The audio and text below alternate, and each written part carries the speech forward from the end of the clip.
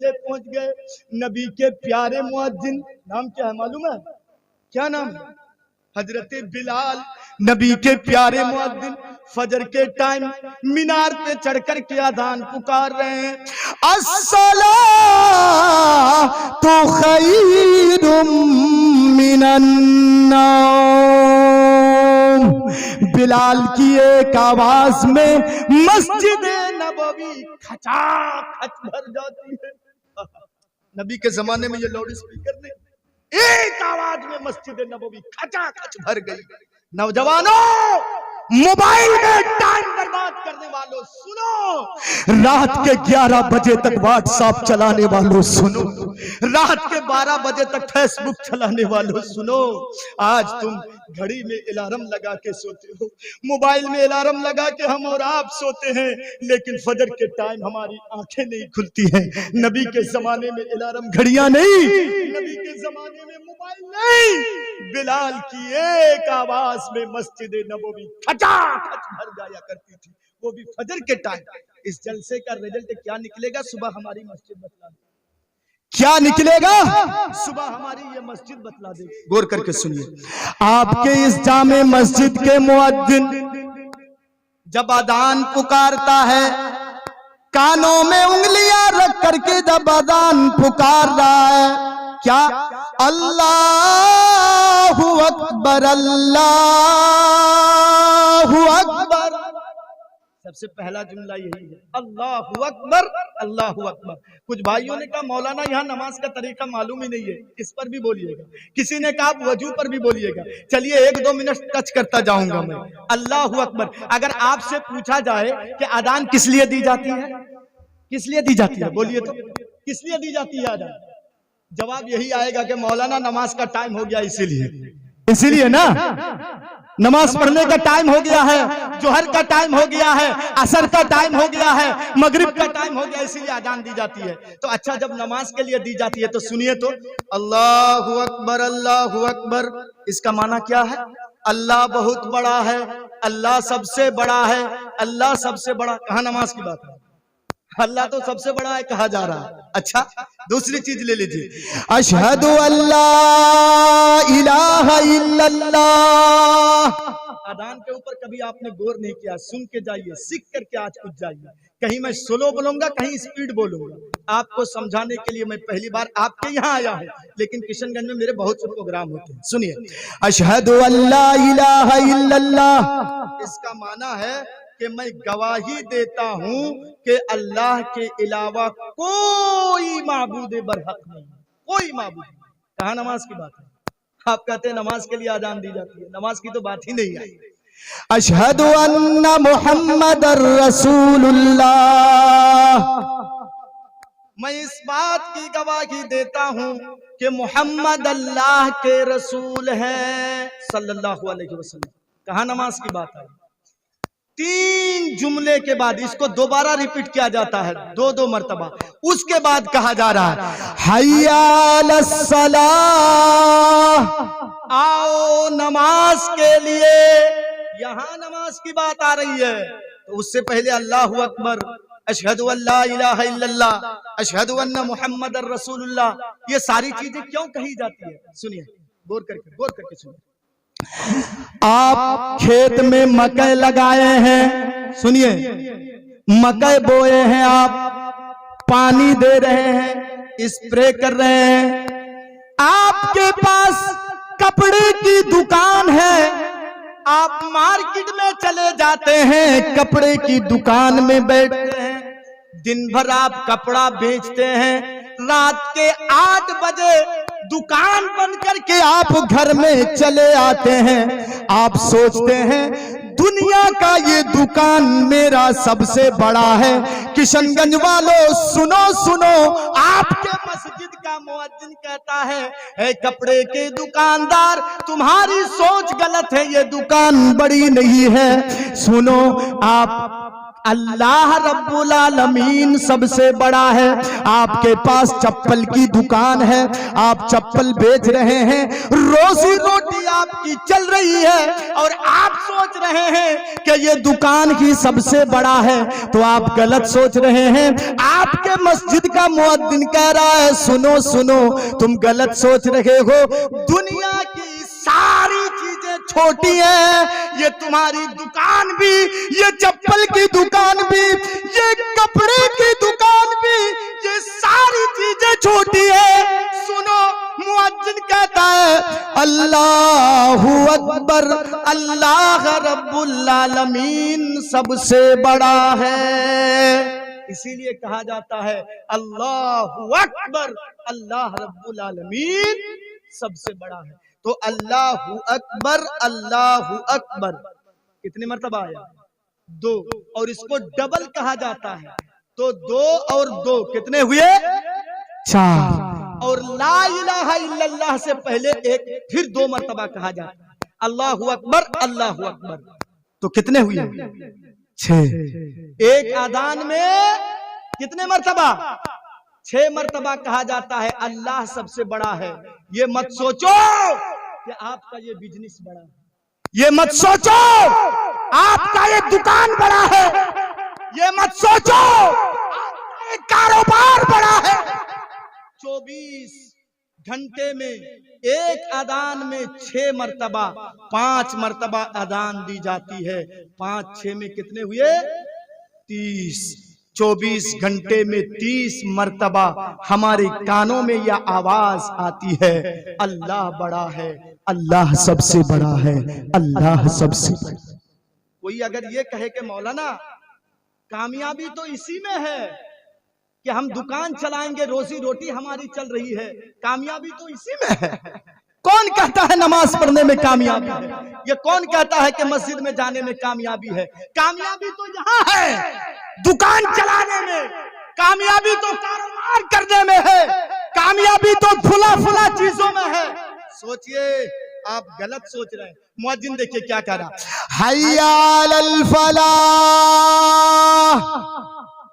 ऐ कपड़े के दुकानदार सोच सुनो, कामयाबी तुम्हारी दुकान में बैठने में नहीं है।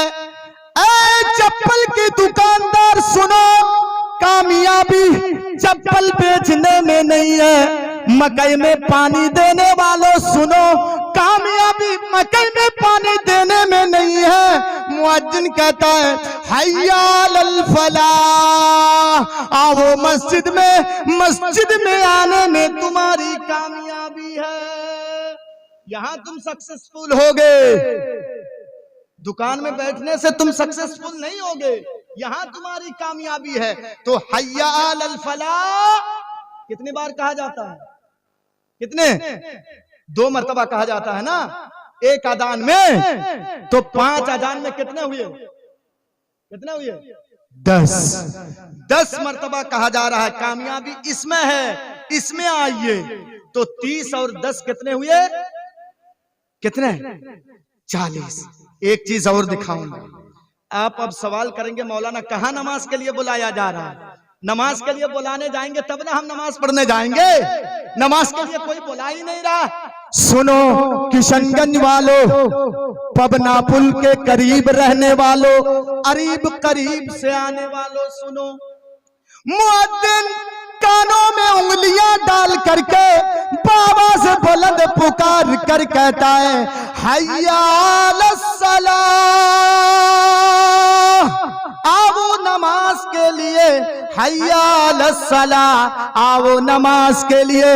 दुकानदार कल तुम अल्लाह के सामने क्या जवाब दोगे जब अल्लाह कहेगा अरे कपड़े की दुकान चलाता तो तू दुनिया में, अरे तुम्हारी दुनिया में चप्पल की दुकान थी, दिन में तुमको एक टाइम की नमाज में मुअद्दिन 2 मर्तबा तुमको बुलाता था, 2 मर्तबा तुमको बुलाता था आओ नमाज के लिए, आओ नमाज के लिए। तुम लेकिन नमाज पढ़ने नहीं आए, तुम अपनी दुकान में बैठे रहे, तुम अपनी चप्पल की दुकान में बैठे रहे, कपड़े की दुकान में बैठे रहे, कारोबार कारोबार करने में तुम लगे रहे, मसरूफ रहे, अपने बिजनेस में तुम मसरूफ रहे। मेरे भाइयों, एक आदान में 2 मर्तबा कहा जाता है हय्या अलस्सलाह, तो 5 अजान में कितने हुए? 10। तो 40 और 10 कितने हुए? 50। पबना पुल के करीब रहने वालों, 24 घंटे में 50 मर्तबा हमको आपको बुला रहा है अल्लाह। क्या वो कामयाबी इसमें है?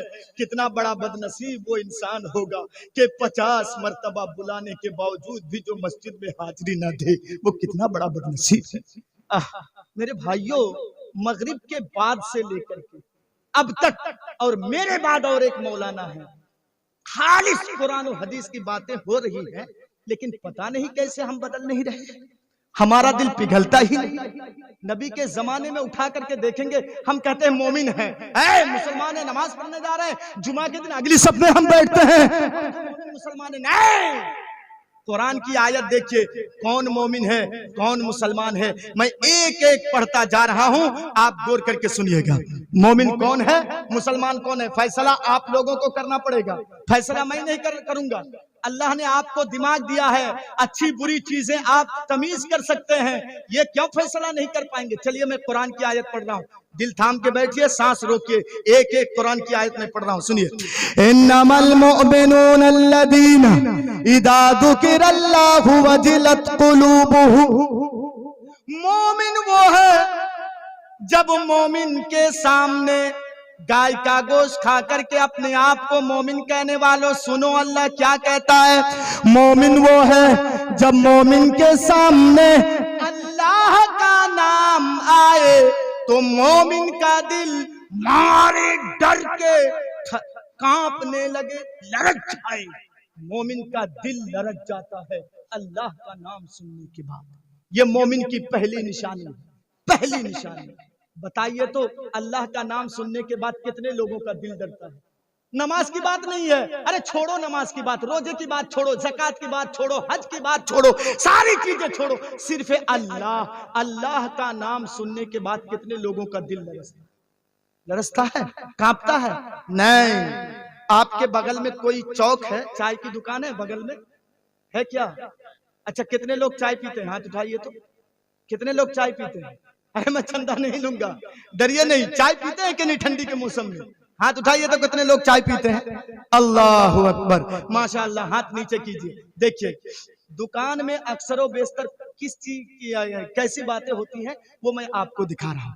आप मस्जिद में चाय पीने गए हैं, ये दुकान में चाय पीने गए हैं, आपके बगल में और एक आदमी बैठा है, उधर कुर्सी है, उधर एक और आदमी बैठा है, इधर कुर्सी लगी हुई है, इधर एक और आदमी चाय पी रहे हैं। इतने में चाय पीते पीते आप बात कर रहे हैं, चुनाव करीब है, इस मर्तबा तो वेस्ट बंगाल में ममता की सरकार आई, क्यों? उसने बहुत काम किया है वेस्ट बंगाल के अंदर। दूसरा कहता नहीं नहीं नहीं नहीं, अरे इस मर्तबा तो बीजेपी की सरकार है। ऐसी दुकान में बात होती है कि नहीं? ऐसी बातें होती है। तीसरा कहता है कि इस मर्तबा देखो उत्तर प्रदेश में चुनाव चल रहा है, इस मर्तबा वहां फिर से बीजेपी की हुकूमत आएगी। दूसरा कहता है नहीं नहीं कांग्रेस की हुकूमत आएगी। हाँ, दुनियावी बातें हो रही है। तीसरा करके कहने लगा, भाई मैंने 5 बीघा जमीन में आलू लगाया है, आलू सड़ रहे हैं, मेरे बताओ मैं कौन सा मेडिसिन ला करके स्प्रे करूं? दूसरा ने बता दिया, जाओ तुम दुकान में और ये मेडिसिन खरीद करके लाओ और स्प्रे कर दो, आलू सही हो जाएगा। दुनिया में ऐसी बातें भरी पड़ी हैं, दुकान में बातें हो रही है। इतने में पबना पुल के करीब रहने वालों सुनो, आपके जामे मस्जिद में 60 साल का बुढ़ा मुअद्दिन कानों में उंगलियां डाल करके बाबा से बुलंद पुकार कर कह रहा है, अल्लाहु अकबर अल्लाहु अकबर। किसका नाम आया? किसका नाम आया? अल्लाह का। वही इस गांव का अब्दुल रहमान जो अभी चुनाव की बात कर रहा था, उत्तर प्रदेश चला गया था, वही अब्दुल रहीम जो वेस्ट बंगाल की बात कर रहा था, वही अब्दुल करीम जो आलू की बात कर रहा था, अल्लाह का नाम सुनने के बाद, ऐ मेरे प्यारे भाइयों, दिल में हाथ रख करके बताइए कि चाय के कप को टेबल में रखने के बाद मस्जिद की तरफ जाना चाहिए या घर की तरफ जाना चाहिए? कहाँ जाना चाहिए? कहाँ? मस्जिद की तरफ। लेकिन कहाँ गया? घर की तरफ। अब कुरान के इस आयत के अनुसार फैसला मैं आप लोगों के ऊपर दे रहा हूँ कि अल्लाह का नाम सुनने के बाद उसका दिल कांपा नहीं तो वो हकीकी मुसलमान है कि नहीं? आप बताइए, हकीकी मुसलमान है? नहीं। चलिए, इसी को साष्टांग कहा गया है, यानी नमाज पढ़ो। ये दूसरे नंबर पर है हमारे हिंदू भाइयों की धर्म में। अच्छा, तीसरी चीज, दूसरी चीज, वैदा तुलियत अलैहिम आयातुहु ज़ादतुहुम ईमाना। मोमिन वो है कि जब मोमिन के सामने कुरान की आयतें पढ़ी जाए, मोमिन के सामने जब कुरान तिलावत की जाए तो मोमिन का ईमान बढ़ जाता है, मोमिन का ईमान ताजा हो जाता है। आह मेरे भाई, मगरिब के बाद से लेकर के 12-13 घंटे तक हम सुनेंगे कुरान, पता नहीं बदल नहीं रहे। नबी के जमाने में एक मर्तबा कुरान सुन लेते थे, एक मर्तबा उसकी दिल की दुनिया बदल जाती थी। हजरत उमर का नाम आपने सुना है? ये हीरो थे, हीरो, मुसलमानों के हीरो थे ये। पहले जब मुसलमान नहीं हुए थे तो काफिरों के हीरो थे, हीरो माने जाते थे। इनसे कोई डर के मारे बात जल्दी नहीं करता था। जब मुसलमान हो गए, जानते हैं ये कैसे मुसलमान हुए? कुरान सुनने के बाद। उठना बैठना बंद कीजिए मेरे भाइयों, सुनिए गौर से। इस वाक़े को मैं आपके सामने रख रहा हूँ। नबी के जमाने में एक शख्स का नाम है अब्दुल उज़्ज़ा। ये चचा की किफालत में रहा करता था। नबी के सहाबी बकरियां चरा रहे हैं, कुरान भी गुनगुना रहे हैं। दुनिया का काम भी हो रहा है, उखरवी काम भी हो रहा है। एक मर्तबा इन्होंने कुरान को सुना, इसकी दिल की दुनिया बदल गई। कलमा पढ़ करके ये मुसलमान हो गया, कलमा पढ़ करके ये मुसलमान हो गया। चचा से जाकर के कहने लगा, चाचा मैं नबी के पास जाऊंगा मुलाकात करने के लिए। चचा ने कहा, तू कह रहा नबी के पास जाएगा मुलाकात करने? कहा, चचा मैंने इस्लाम कबूल कर लिया। कहा, अरे मेरे परमिशन के बगैर तुमने इस्लाम कबूल कर लिया, कैसे जाएगा? कहा, नहीं चचा, आपके परमिशन की क्या जरूरत है? कहा, खाते मेरे घर में हो, पीते मेरे घर में हो, कपड़ा मेरा दिया हुआ पहनते हो, और तुम नबी के पास जाओगे, इस्लाम कबूल करोगे तो मुझसे परमिशन नहीं लोगे? नहीं। चला? कहा, नहीं मैं तो जाऊंगा। कहा, अच्छा नबी के पास जाओगे? सुनो अब्दुल उज़्ज़ा, ये जो पगड़ी तुमने बांध के रखी है अमामा, ये मेरी कमाई का है, मैंने तुमको दिया है। चल पहले पगड़ी उतार, कुर्ता उतार के दे दे। अब्दुल उज़्ज़ा ने कहा, चचा मैं आपको बड़ा अक्लमंद समझ रहा था। अरे इस्लाम के सामने कुर्ते की क्या कीमत है, इस पगड़ी की क्या कीमत है? लो, फेंक दिया चचा को। लो, नहीं है मुझे जरूरत इन चीजों की, जा रहा हूं।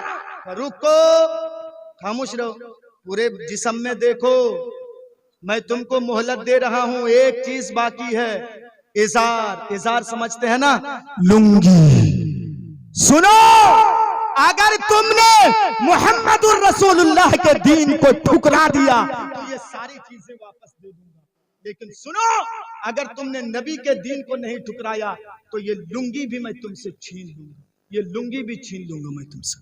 कहा, चाचा ठीक है, मुझको मोहलत दीजिए, घर जाऊंगा चाचा, कपड़े बदल के आऊंगा, आपकी दी हुई लुंगी मैं आपको दे दूंगा। चचा ने कहा, नहीं नहीं, घर जाने तक तुमको मोहलत नहीं दी जाएगी, चलो यही लुंगी उतार दो, वरना तुम नबी के दीन से बाज आ जाओ। ऐ मेरे भाइयों, पबना पुल के रहने वालों, मेरे भाइयों सुनो, नौजवान साहबी है, आंखों को बंद कर लिए, लुंगी भी उतार के चचा को दे दिए। आह मेरे भाइयों, इस्लाम के खातिर सहाबाओं ने क्या नहीं कुर्बानियां दी है। नौजवान सहाबी नंगे धड़ंगे घर की तरफ जा रहे हैं। जो लोग अब्दुल उज्जा को पहचानते हैं कहते अरे अरे क्या हो गया अब्दुल उज्जा को, ये नंगा कहाँ जा रहा है। लेकिन अब्दुल उज्जा अपनी तरफ नहीं देख रहे कि मैं किस हालत में हूँ। घर पहुंचे, मुख्तसर में बता रहा हूँ, दरवाजा खटखटाया, माँ ने दरवाजा खोला, सामने देखा नंगा बेटा खड़ा है, नौजवान बेटा नंगा खड़ा है। माँ ने दरवाजे को बंद कर दिया। बेटा तुम्हारी ये हालत किसने की है बेटा? माँ तेरे देवर मेरे चचा ने ये हालत की है। माँ ने कहा बेटा जरूर तुमने कोई गलत काम किया है बेटा। कहा माँ मैंने कोई गलत काम नहीं किया है, बस मैंने इस्लाम कबूल किया है। कहा बेटा बस यही तो सबसे बड़ी गलती तुमने की है, तुमने इस्लाम कबूल किया है। चल भाग, मैं भी तुमको घर से बेदखल कर रही हूँ, इस घर में तेरे लिए कोई जगह नहीं है। सुनो मेरे भाइयों, जब बाप दुश्मन बन जाए, जब चचा दुश्मन बन जाए, जब माँ दुश्मन बन जाए, तो समझ लीजिए कि ये रास्ता जो है मेरा हकीकत का रास्ता। माँ बेटा ने कहा माँ 9 महीने तक तुमने मुझको पेट में रखा है माँ, माँ वजन मेरा बर्दाश्त किया है माँ, तेरा बेटा सामने नंगा खड़ा है माँ, माँ मैं यहाँ रहूंगा नहीं, शर्मगा छिपाने के लिए कुछ दे दे। माँ ने कंबल दे दिया बेटे को, कंबल से शर्मगा को छुपा लिया, ऐसे पहन लिए कंबल को। उसके बाद मेरे भाइयों मक्का से मदीना 450 किलोमीटर की मुसाफत है तकरीबन। नबी के जमाने में बसें नहीं चलती थी, नबी के जमाने में हवाई जहाज नहीं, नबी के जमाने में ट्रेनें नहीं चलती थी।